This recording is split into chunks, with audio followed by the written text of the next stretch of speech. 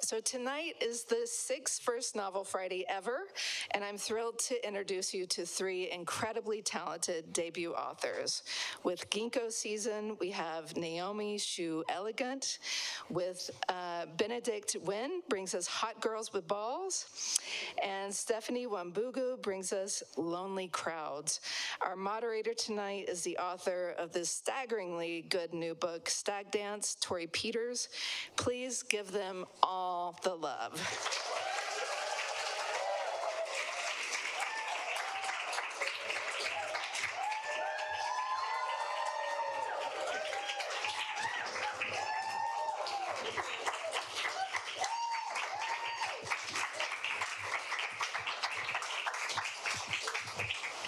Hi, everyone. Thank you so much for coming out. Wow, this place is packed. This is cool. I'm really excited to be here. This is like my 3rd time moderating, and all the events have been like so great. It's pretty amazing to be able to I don't know, I feel like as many arts organizations are doing less, like to be able to bike 15 minutes from my house and then see an event with 3 of the most exciting debut authors just casually all on a stage together. So I'm thrilled to be here. Let's just get into it. Maybe we could start with you, Naomi. For me, I think my debut came out in 2021, and I had to do this thing where I had to memorize a pitch because it was ended up being the thing that I would always mess it up because my plot, I couldn't keep it straight in my head. And so I had to memorize a pitch for my plot, and it ended up being the thing that I think I said the most. And so I'm wondering, do you have a pitch for saying what your book is to for podcasts, forever, or even just people being what novel should I read next? Yeah, I'm really supposed to have one by now. It's been a couple months. I think I usually say it's about a 25-year-old girl who works in a museum in Philadelphia. She lives a quiet, chill life. She's avoiding risks in romance and in general. But then she has a meet-cute with this guy who works at a lab with mice that kind of upends everything. And that's the starting point for the novel. And it all kind of unravels or ravels from there. Yeah. One of the things I love in your writing is the way the voice is so vulnerable but open, and I'm wondering, do you think we could hear a little bit of it? Yes.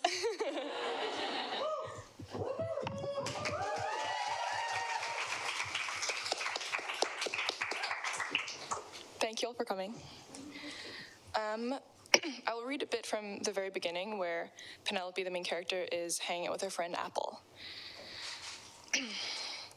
When she was able to leave the office at a reasonable hour, my friend Apple would join me on the fire escape to drink and chat.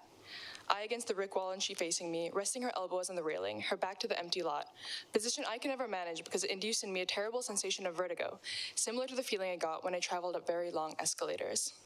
On this particular evening, arranged just so, we were discussing her day at work. She had recently started a job at a large law firm and had been assigned to a new team that was overseeing the takeover of a small electronic cigarette startup by a large tobacco company. P, she was saying, her affectionate rendering of my name, Penelope, an abbreviation that I hated but she loved. It's all true. Lawyers are evil, like cartoon villain shit. I'm kind of into it. You're into it? I feel like it's not immoral because I myself vape, Apple said.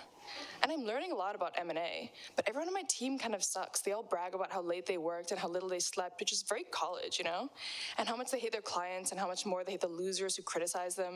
And it's not like anyone even really criticizes them. I mean, no one they've actually met, but they just bitch about these hypothetical people who definitely do exist, but who they've never talked to, and who they imagine would call them immoral or amoral. They use the words interchangeably. I don't think they know the difference.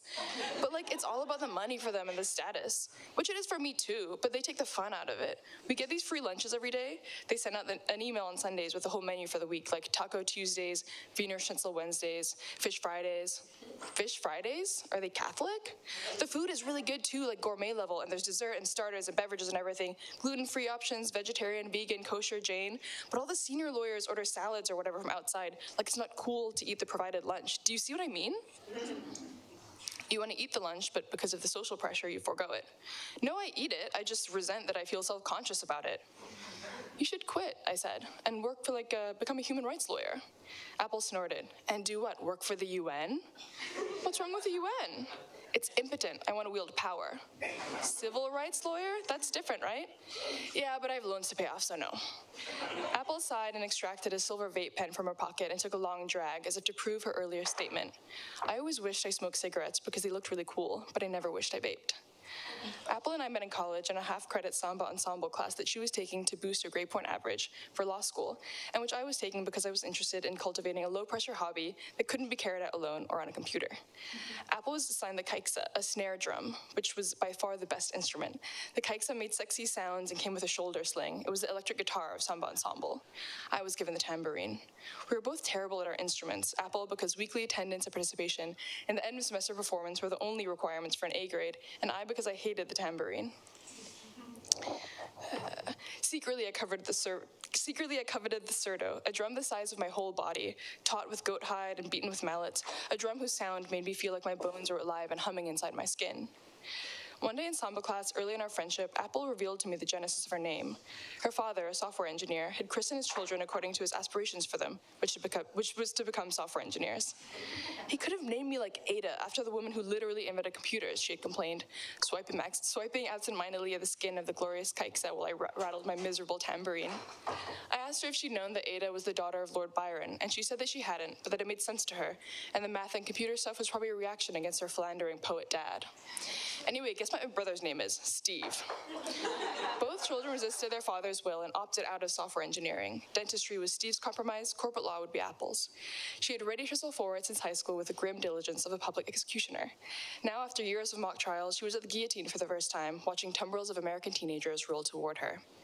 I don't think I know the difference between immoral and amoral, I admitted. I always thought of it as people are immoral and non-people are amoral, like markets, rocks, ants, anything that doesn't possess a moral code. They always call psychopaths amoral in TV shows. They call a lot of people a lot of things in TV shows. What about scruples? I said. What about them? I don't know, I said. Can you make rings? She sucked at her pen and then made a funnel shape with her mouth and huffed little puffs of milky smoke, the circles growing wider and wider as they drifted into the night. How was your day? She said, after she was done. I told her it would be good. After some hesitation, I added, I think I'm in love.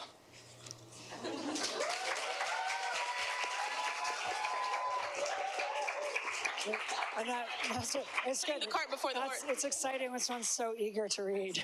Yeah, sorry. It's lovely. I got the instructions. I got the instructions, but I'm not following them. It'll be just a moment, I promise. It's fine. I'm just curious, Naomi, it's like, it's so hard to write a novel, and oftentimes you need to feel like a certain urgency in order to like just go through that process. And I'm curious, why was this the novel that you needed to write? I don't know. I feel like if I didn't write it, nothing would have happened in the world.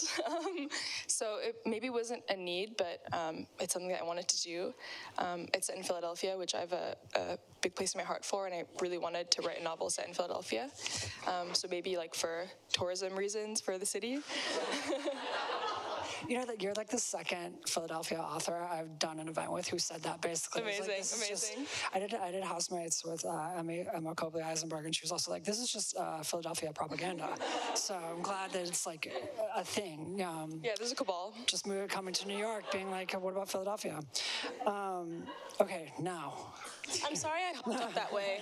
It wasn't because I wanted to cut you off, Naomi. Like I wish couldn't be happier to listen to you. I was whatever. Well, now it's a hard question because you have to do the pitch question. Okay. So, do you have a pitch? Yeah, I guess I would say, and this is like maybe different from the marketing of the book, which I think was also like, is like effective and sums up the book. But for me, I think that it's a book about like how you have to balance like proximity and distance in order to have like a durable and long-term relationship. It's about these two women. It's told from the perspective of this woman named Ruth, who's a painter, and she meets a friend in childhood named Maria, who also becomes an artist. And I think they're constantly like dealing with the tension of like wanting to be very close, but also then like resenting their closeness. And maybe that's how I'd pitch it.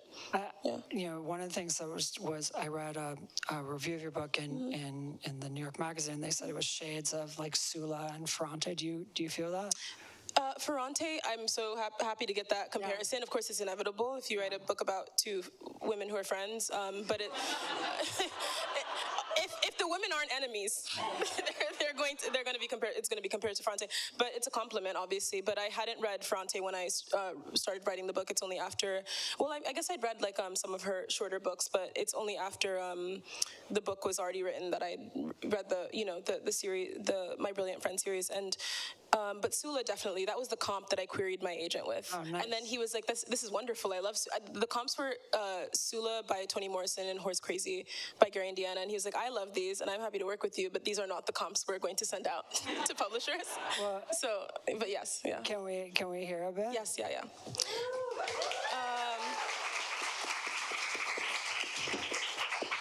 I haven't really read any of the novel,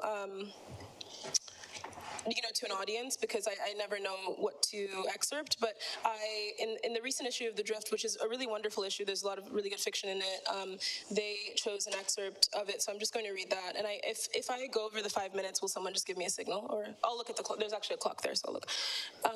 Should I hold this or should I speak into the microphone? Whatever. You get a choice of microphones. That's how luxurious it is. So the excerpt is called Working, but it's from the novel. And maybe to set it up, it's the painter Ruth begins to work with another painter who's a bit older named Emily and works in her studio. My boyfriend Ed couldn't keep supporting me on one income. He didn't say so, but I knew. The nights out were fewer and fewer, and he never bought new clothes anymore. He was taking any work he could get on the side, tutoring, copywriting, and he was talking about getting another teaching job on top of the adjunct situation he already had.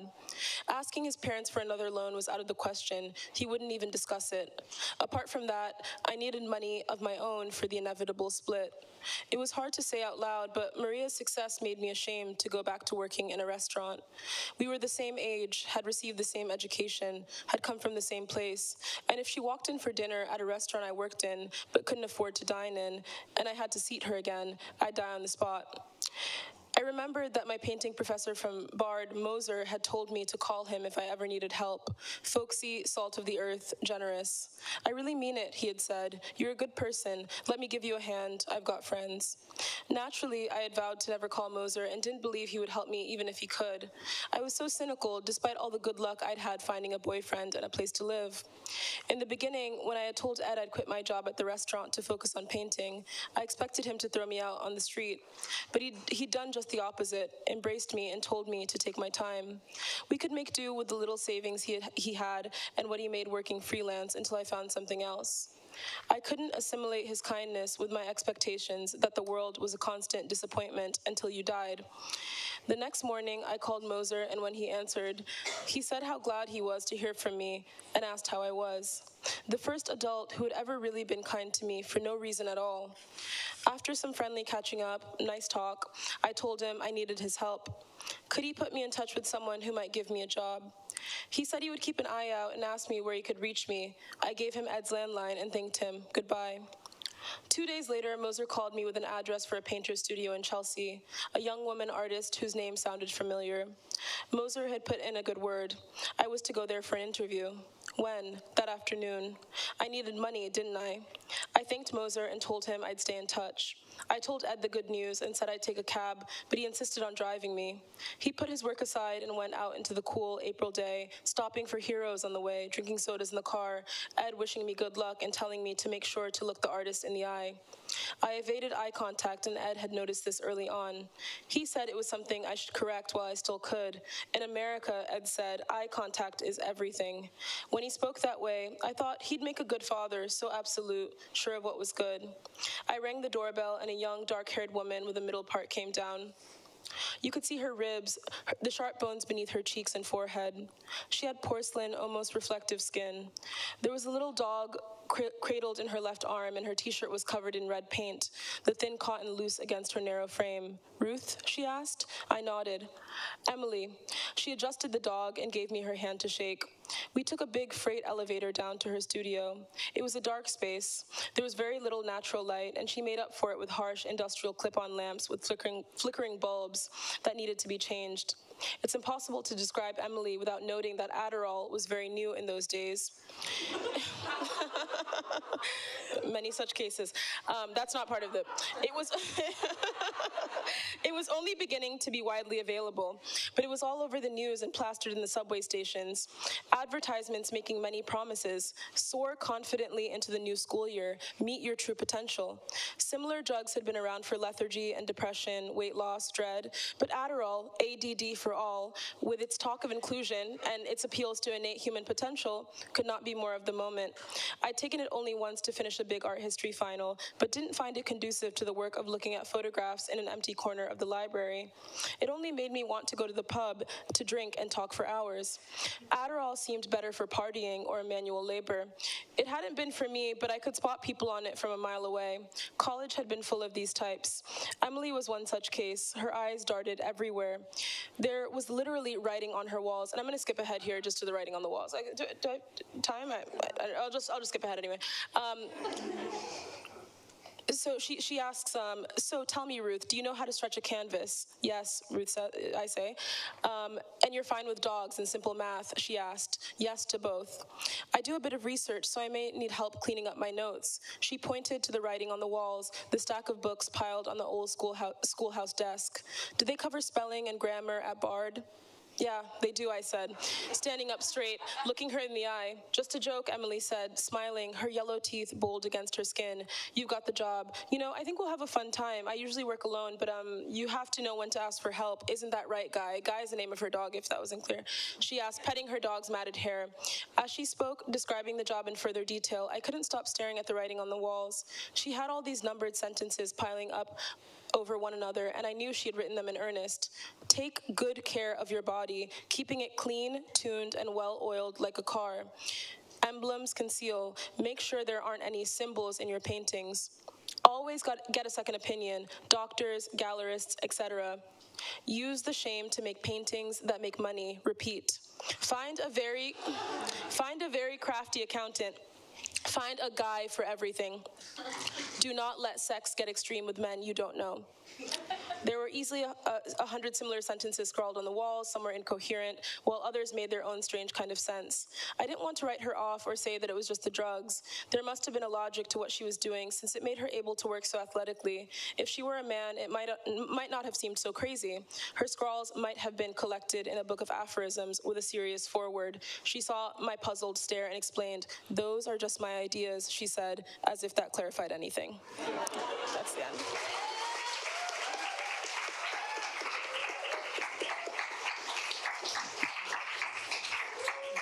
Thank you so much. I was interested by what Naomi said about more like wanting to write a book rather than needing it. Did you feel like you needed to write this book? I mean, in a way, like materially, yes, I did, because I needed to make a living, and I felt like I'd gone to grad school without really thinking about it when I was fairly, like, I'd recently just come out of undergrad, and I had like a pretty decent like art job in the Hudson Valley, and so in order to justify moving to the city to do an MFA and living here, I feel like I needed to finish something, but it was more of an unconscious, I think, desire, where I was like, this, you know, it needs to get done, but I don't think that I was thinking about it like in a careerist way, but I also feel like it's just a compulsion, writing in general. I think that if I been able to do other things, like maybe I could have a parallel life where I had, you know, just kept my job, but I felt that whatever I did, I kept coming back to this, and it feels like a vocation in that, like, maybe you feel like, you know, a calling. Yeah. That sounds self-aggrandizing, but I think that most writers feel that way. I love that word, vocation. Totally. Benedict. Hi, Torrey. Hey, how are you doing? So pretty much everyone I talk to about your book is like, well, that's the best title of the year. Hot Girls with Balls. And they say that to me, and I have a book out this year.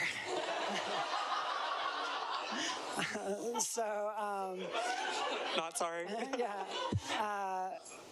So can you give us a pitch for your book? Yeah, my novel's about two rival indoor volleyball players who are also influencers, who are also lovers, who are also two Asian American trans women who are playing for the men's league, because biology is made up. Amazing. And you know, it's so interesting, the form. Well, I don't know what you'll read, but the form of it and the way it incorporates all these different voices from social media to your particular voice as an author. So I'm wondering, can we get? I'm really curious what you're going to read out of it. But so, can you end my curiosity?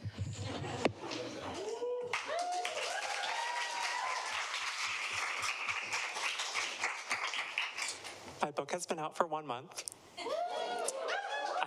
I have not read from it in public all month.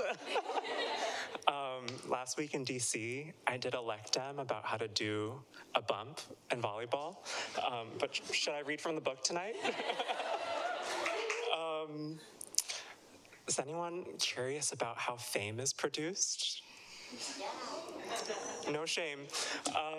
So Six and Green are famous in their volleyball world, and I'm going to read a section that gives a little hagiography of their one moment in which they became extra famous. So this takes place a year before the timeline of the novel, and it's at the end of a final match tournament.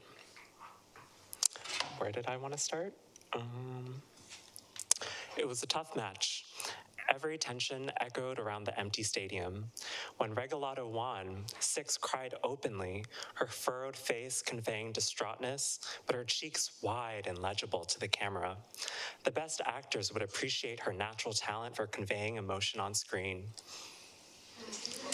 She made distraughtness look so aesthetically pleasing. When the two teams shook hands beneath the net, Green interrupted the procession and reached beneath the net to hug her girlfriend. Six sobbed even harder. She had wanted to win her last game with the Spezia so badly. Green wasn't even thinking of the cameras.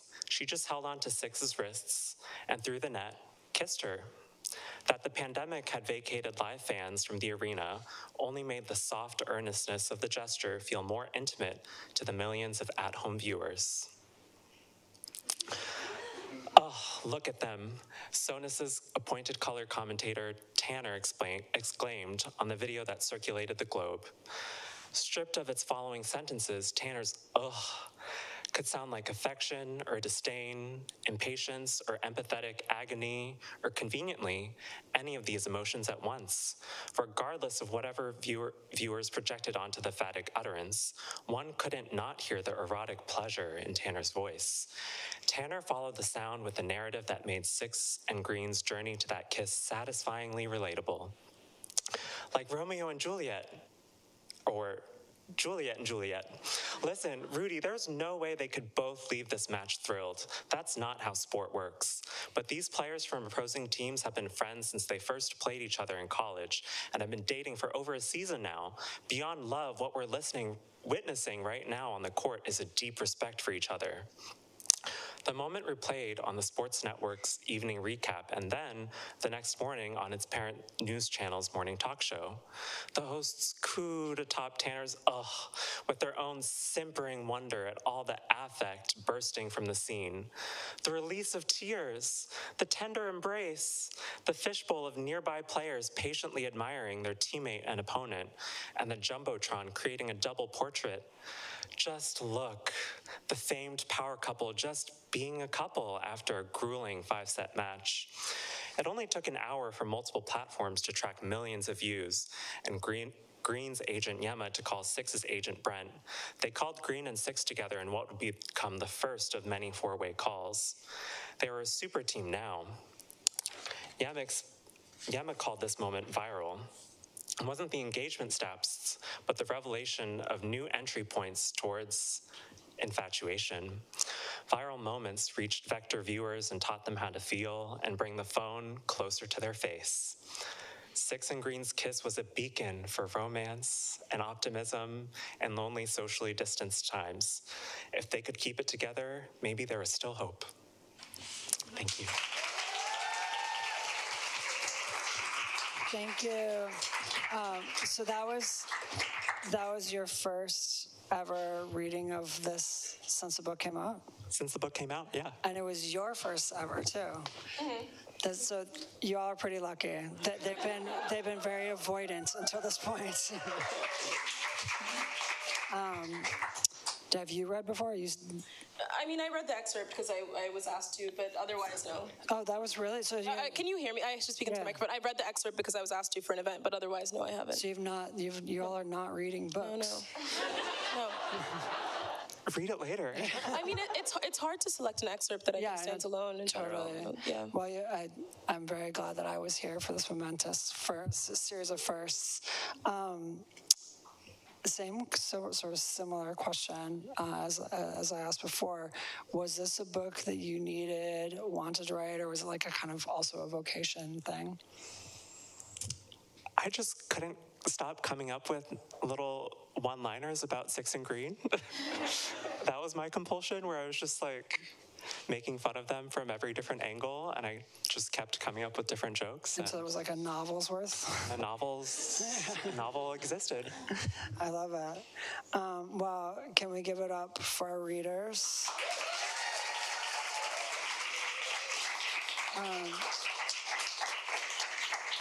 I have some questions just to you all about your books, and maybe since you read this way, maybe I'll start this direction.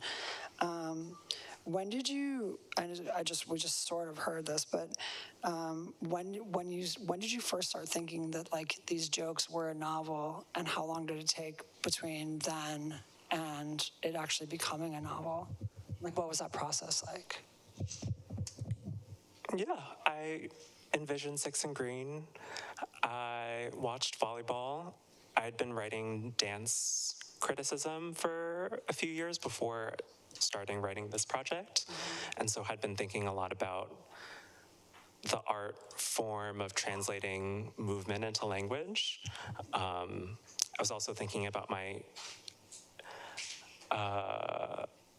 complicity as a viewer, as a witnesser, as a gazer, as a person writing criticism about art and something that's, even if I wasn't passing judgment. And yeah, I was bringing those ideas to volleyball, had an arc for the ball and the narrative, and put a draft together. You said that, I read somewhere else that you said that, it's interesting hearing that you came from dance, because you said that volleyball is the most beautiful sport. It's the most beautiful sport. I can see it. Same sort of question for you. How did you, I heard a little bit about the program, but when did you first think of this particular story? And then from that moment to I guess, hear your first reading. I guess I started the novel maybe a week before I started grad school, and I went to Columbia and did the MFA there. And I remember writing a very, very early draft of a different title just the week I was moving into my apartment in the city, because I used to live in the Hudson Valley, and I went to undergrad there. And yeah, I don't know, it feels like the narrator came sort of fully formed kind of into my life, and I started to hear her, and it's not, although she shares some sort of we're part of a similar demographic, she's also Kenyan, and she's a woman, an artist. She feels very distinct from me, and it felt like I was just in some moments just transcribing, honestly, and it accumulated very quickly. And I would say I threw out about half of, I don't even know if this is answering the question properly, but I threw out as much as, maybe this book is 300 pages. I feel like I threw out 200 pages. It was really consuming to me, and I would just write every day, and it was all I wrote at the time, basically. It was actually that really lovely flow state where you're just almost transcribing. Yeah. I'm so jealous. Spiritual download. Yeah, that's the best. But not really. I'm I don't want to blame anything on on God. don't blame God. Yeah. We're giving thanks. Huh? We're giving thanks. Yes, exactly. Thinking. Yeah. Depending on if you like the book or not. Did you also have a spiritual download? No. How did you end up? I feel like it was more like a parasite in my brain that I was slowly like digging out with a scalpel, and like the more I got down on the page, the more like relief I had from like the irritation. Which is not to say it was really fun to write, but I think it's more like when you're not writing, you're kind of thinking about the relationships or like what would happen next, and it's like this really fun puzzle. But when it finished, it was like a great sense of relief for sure, because it's like, yeah, a puzzle you're working on for a year or 2 years, 3 years, and the feeling of like, I don't want to say birthing, but getting that thing out of your brain is a really good feeling. Yeah, and you're free briefly, and then another one comes in, and you have to deal with that. Were you writing other things while you wrote this? Like, were you working full time? What were you? Yeah, I was working. I was just, for fiction, I was just writing this. I'm not very good at short stories, so I thought I should just try to do one thing. And I was working as a journalist, which is, I think, different enough type of writing that it didn't really interact in any way, which is good. But yeah.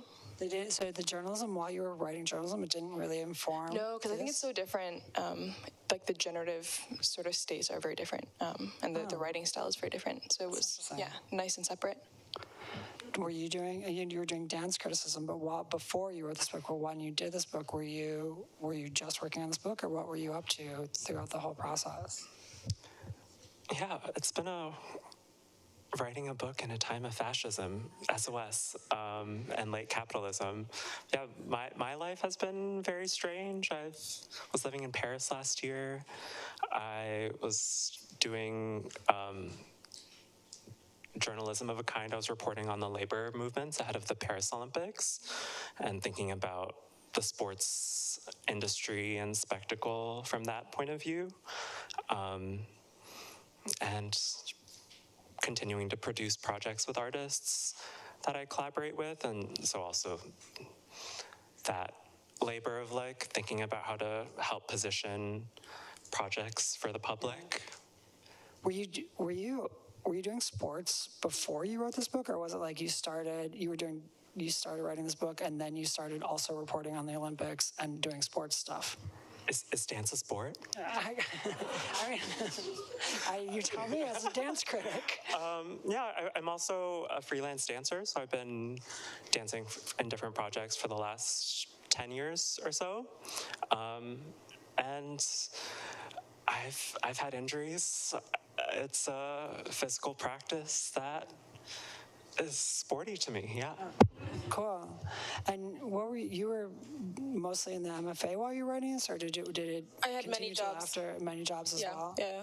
I mean, I worked, the job that I was describing before was like for a private art collection in the Hudson Valley, and that was my first job out of undergrad. And then I worked at the Noguchi Museum while I was in school. I worked at McNally Jackson selling books. I worked, I don't even know all the things I've done. I always have like some sort of strange job going. This is maybe the first time that I don't, but like I was in the program, and then for the last 2 years of it I taught, and so I got like a stipend basically in the way that like a PhD student would. So you just continue writing. That's cool. Yeah, which is nice.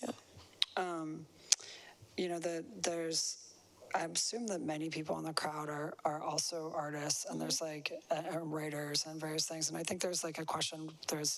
I want to get back to the art, but a lot of people are basically like, how did this happen? You know, like how did you get a book? And for me, like my route was like I self-published a lot and gave out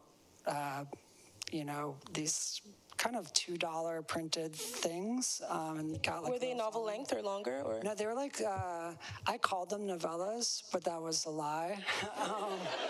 They were short stories that I padded with lots of spacing. But that's like how no returns. Yeah, that definitely not. Can't return it. Can't return it. Did not accept any returns. But that was. And then eventually, it was like a winding path for me to publish books in a more traditional sense. And in some ways, I had more fun publishing when I could do it on my own. And so I'm curious, like, what was your path in a sort of like getting a physical book that people might read today that's like circulating in the world? How did you come to do it? Let's start here, actually. Writing. I was working all the jobs, going to rehearsal, writing the book. I I had part of my cultural criticism had also infused labor criticism, and so there are instances happening in my life outside of that prompted me to produce a zine at the same time that I started querying what would become this novel. That zine's called Nasty Notes. Oh wow, Nasty Notes fans in the audience. And yeah, it was really interesting for me to think about like institutions and autonomy and like the means of production while I was like submission to the apparatus, and yeah, found an agent, edited the book some more, went on submission, met an incredible editor, Alicia Kroll from Catapult. Yeah. Alicia fans also on the crowd. Alicia can some applause. Yeah. And here we are. Amazing. Was it similar for you? Do you have a zine? No, I couldn't publish anything. Even self-publishing was a tall hurdle. I was like, I didn't really have anything that felt finished, honestly, but until I finished this book. But I guess when the book was almost finished and I was sort of talking to people in my cohort about it, I met one agent like through a friend, and then I met another agent. Is this am I meant to talk about it this way, like about agent? Okay. Yeah, that's what it. Okay. That is the question. Okay, Yes. totally. How did it happen? And like demystify it. Yeah, and so I met one agent, like we went out for like drinks in this sort of like, how do you say it, like precursory way, like I guess just like we met, and then I met and then that didn't quite work out. I guess it just wasn't a good fit, and I met another one and it wasn't quite the right fit, and then I was talking to a professor who I wrote a bit of the novel in her class, and so she was familiar with it, and she introduced me to her agent, and I met him once, and we both like I don't know if he's here now, so I don't actually know if I like want to talk about it at length because it's a bit embarrassing to be like fine. He's so great, to like compliment someone in this way, but anyway, he's lovely, and I met PJ Mark like through my teacher, and the book was finished when I met him, and then it went on submission like 2 weeks later, and it sold maybe like a month after, and then it happened in that way. How about you? I think it's like kind of a boring story, but like I was living in Singapore, so I was kind of very far away from New York, which feels and is, the heart of all literary stuff. So I wrote like what I called a practice novel because I didn't feel like I was ready to write a novel that I thought would be good enough to be published. So I kind of just tried to write a novel-length thing that was horrible, but it worked because then my second one, which is this one, I felt like I could go and try and sell it. So I basically just looked online at like how to sell your book, like WikiHow and stuff. And I like found agents on Twitter and followed them and found books I liked and who their agents are. Like very actionable items, I guess. And then I sent it to a few people. My agent, who's here somewhere, love her, Rolani. I'm too scared to look out into the crowd for too long. But yeah, she liked it. I sent her the chapter. She asked for the whole thing. We got on a Zoom. I signed with her. We worked on it for a couple months. She sent it to editors. We got many rejections, but you only need one acceptance, and we did get that. And yeah, so that was all like remote from Singapore, and I met her like 2 years afterwards, which is kind of crazy. And now I live here, and it's great. Yeah. And on like sort of like the art side rather than like the production side, like what is your practice like as a writer? Like what do you read books? Like what inspires you? Like what do you have like a superstition that you do to write? Like how do you basically like find, it's a sort of cheesy word like inspiration, but like how do you find what themes actually matter to you enough and the ability to sort of sustain those themes over kind of like the marathon length of writing a novel? Like I have many interests, very few of them do I care about enough, or do I have the discipline enough to follow through with an entire novel? And so I'm curious, like what was your artistic practice as you were writing it? I think it was a lot of tricking myself into writing and into thinking that it was, one page at a time, because it's kind of overwhelming if you think about it as a big thing. Definitely read a lot of books. I'm a big reader. I did stop reading contemporary novels while I was writing it because I was afraid of it kind of bleeding in, and I hadn't quite found the voice yet, and I was very protective of that. Now I'm more confident, so now I can do them both at the same time. So I was reading a lot of 19th century novels with the hope that that wouldn't bleed in, or if it did, it would be like weird and I would be able to tell. Yeah. And yeah, writing a lot on like evenings, weekends, at work as well.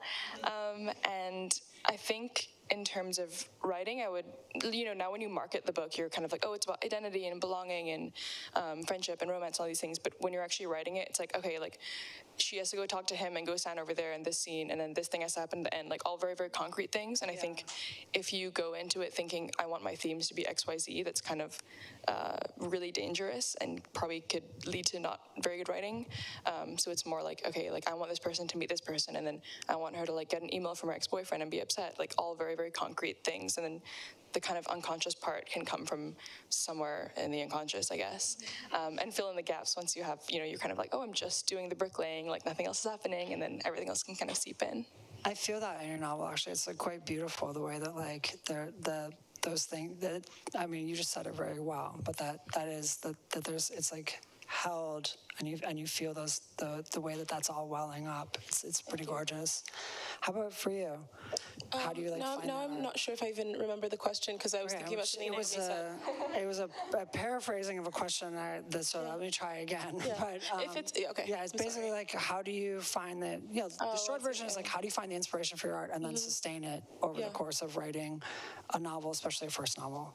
I feel like I get a lot, I think that other mediums are a huge resource. The book is about a painter, so I think living in New York for the first time and going to so many museums, like as a way to kill time cheaply was, and then also because I did that kind of work a bit before I started writing the novel, I think that was just inevitably seeped into the book. But also I feel like I watch like a movie a day, and I think I feel a bit envious of, and I don't even think it's not like in a cinephile way. Like I watch a lot of garbage also, and I basically watch every TV show, like you name it.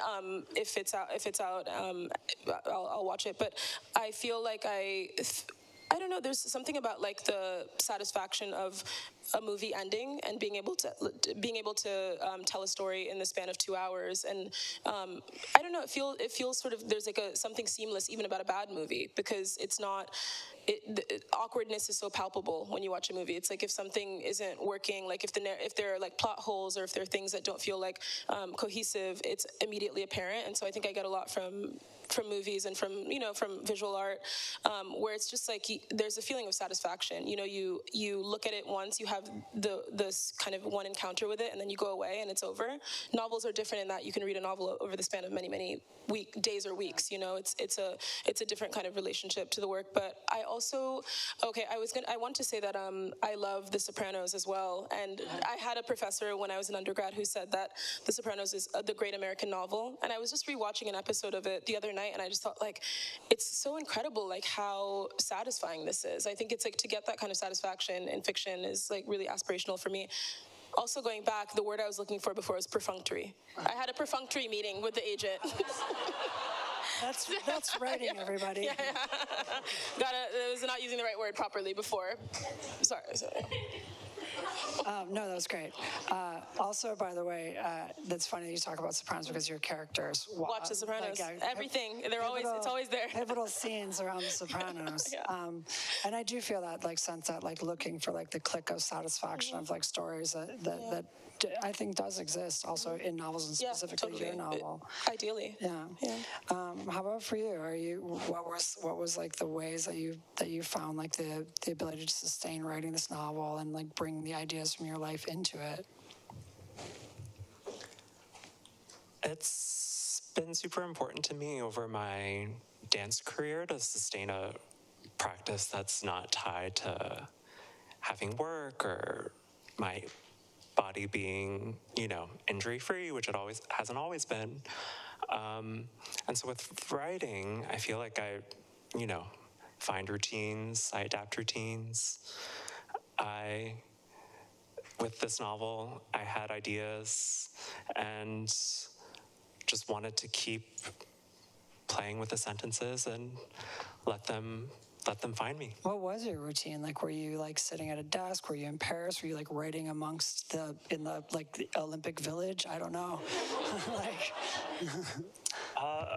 when I was drafting, it was late night, head empty, but also like filter out the window, and just accumulating words.